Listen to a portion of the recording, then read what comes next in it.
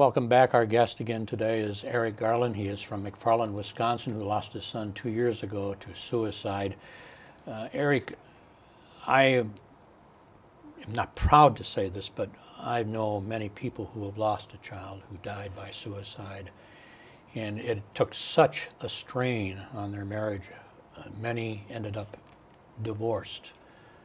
How are you and Trudy handling this? And then you have a daughter, Brittany, who was 16 when Brandon passed away. Mm-hmm. How are you guys handling this? It's been very difficult, to be honest. It tugs at the very strings of a family. We've made it through. Challenge your marriage? It challenges everything. It challenges your very being and what the meaning of everything is. We've made it through that, and we're stronger now than we were before. One of the things in people that I've known over the years, they talk about the guilt factor. What, I could have done this different, I should have done that different. Mm-hmm. You and Trudy been going through that? I mean, has there been a lot of mea culpa going on in your household? Absolutely. Not so much now, but in the beginning, I mean, the grief cycle is so different with the suicide than a natural death, first of all, and then especially when it's a child. But the grief is tremendous, almost unbearable. Embarrassment, never. It never crossed my mind to be embarrassed. But you do replay. I've replayed Brandon's life over and over and over, and you wonder, was I too strict? Was I too lenient? Did I yell at him when I shouldn't have yelled at him? Did I not encourage him enough? Did I put too much pressure on him to be successful? You replay all of those things and wonder, what little thing could I have done different that may have resulted in a different outcome? I mean, in talking with the people that I know, again, they talked about how after their son or daughter had died by suicide, how their whole regiment of friends began to change and shift. Have you and Trudy gone through that? Absolutely. In the beginning, you have a tremendous amount of support from everyone. Everybody says, I'll be there. Everybody, yeah. And you need help there, Eric, mm-hmm. I'll be there, right? And they're there. Very quickly, though, everybody goes back to their regular life and back to normal.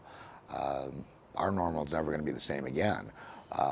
So we're left with this big, empty, open hole, and left there on our own. Some of our friends have never mentioned Brandon's death. They were at the funeral, but it's never come up again. Why do you think that is? People don't know what to say. They don't know how to react. Are you offended by that? Truthfully, yeah. I truthfully am. The worst thing that could happen is, in my mind, is that people forget Brandon. That's the worst thing that could happen. I know you started a scholarship in his name.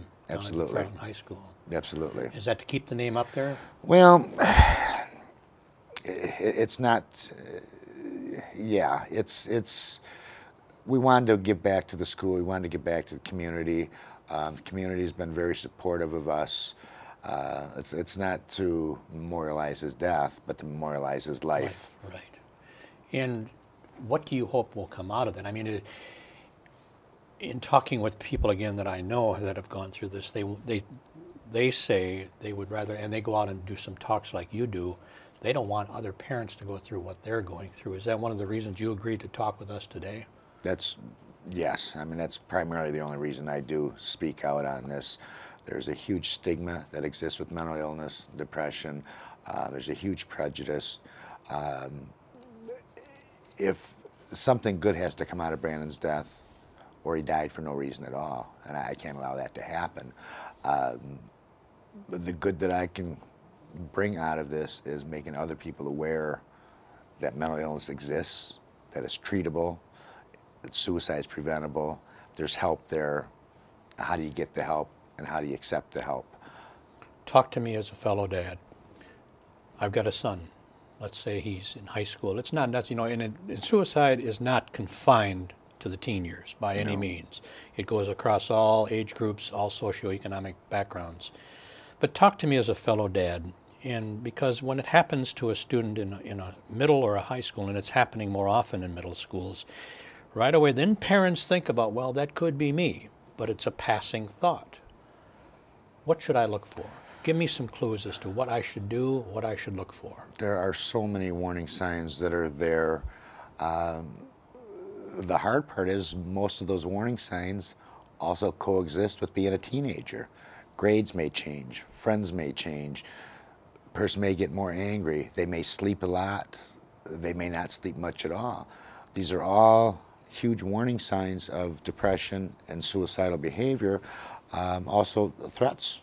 And how many teenagers have said, geez, I just wish I could go to sleep and not wake up again, and we've never thought about it again. But yet that could be a very real cry for help that quite often we miss. So when do I pay attention to that, Eric? I mean, you've lived the worst. How, if I've got the daughter at home and she just gets mad and I hate you and I'm not going to do this, how do you know it's a bluff, and how do you know when to say, oh boy, I better get some friggin' help? You know, Jerry, I don't know when you know the difference, to be honest. Obviously, we didn't know the difference. My advice would be is don't ignore it.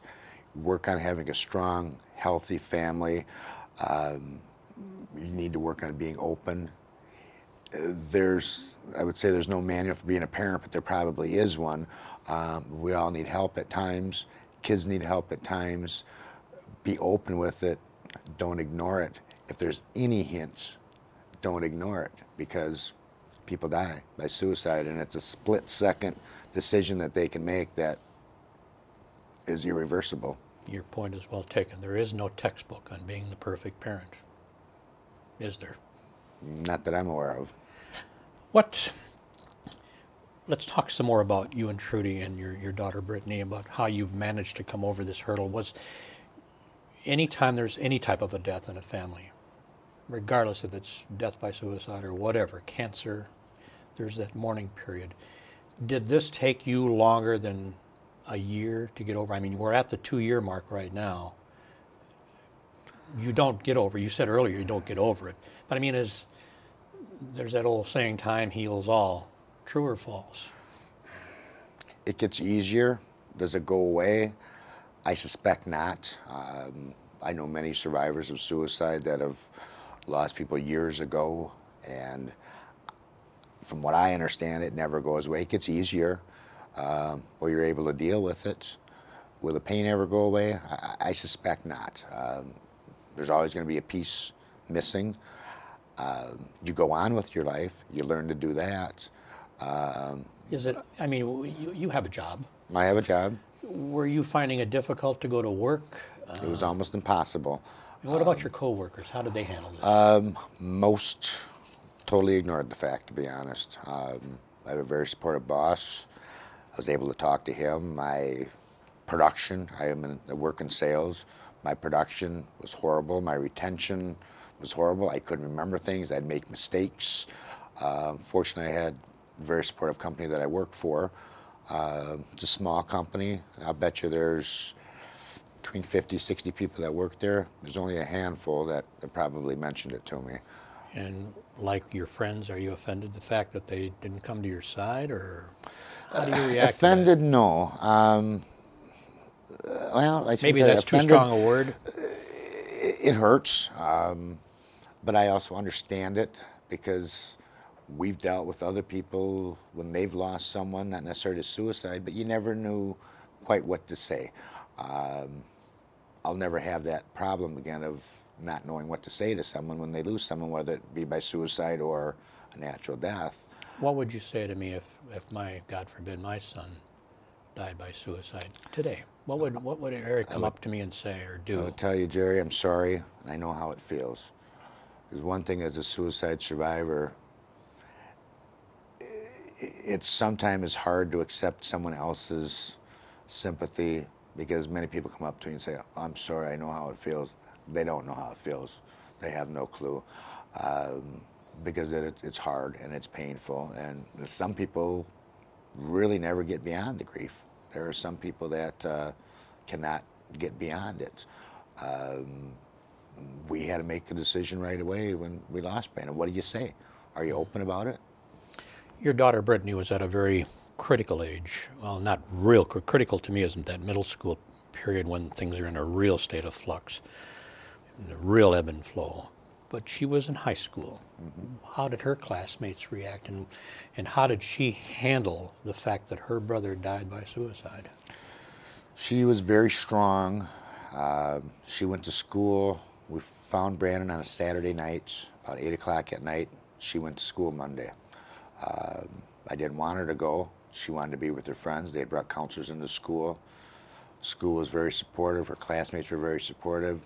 They had brought in a team of specialists to help the students cope. And she was comfortable being at school. Received a lot of support.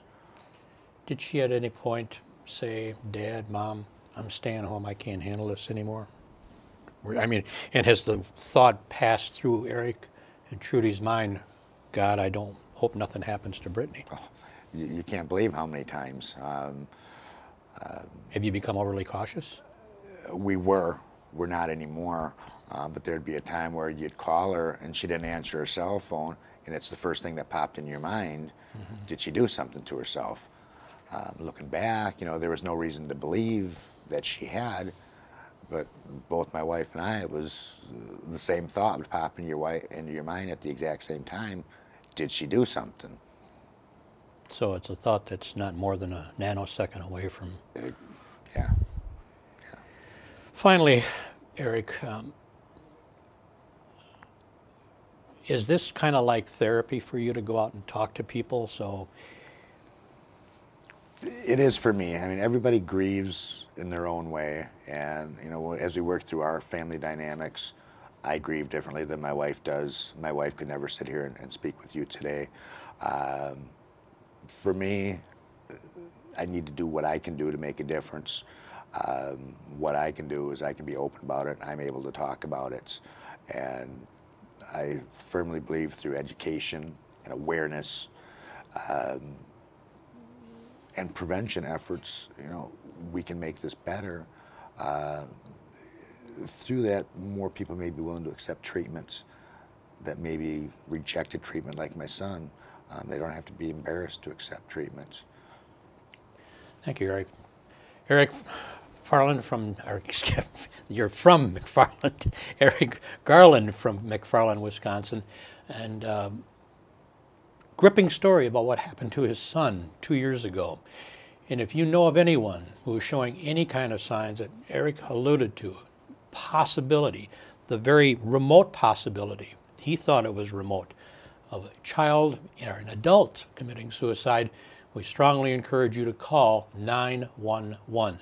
They will lead you to the right people to get you the help that you can help that person with. Thank you for joining us. We hope to see you again. Community for Hope. Goodbye.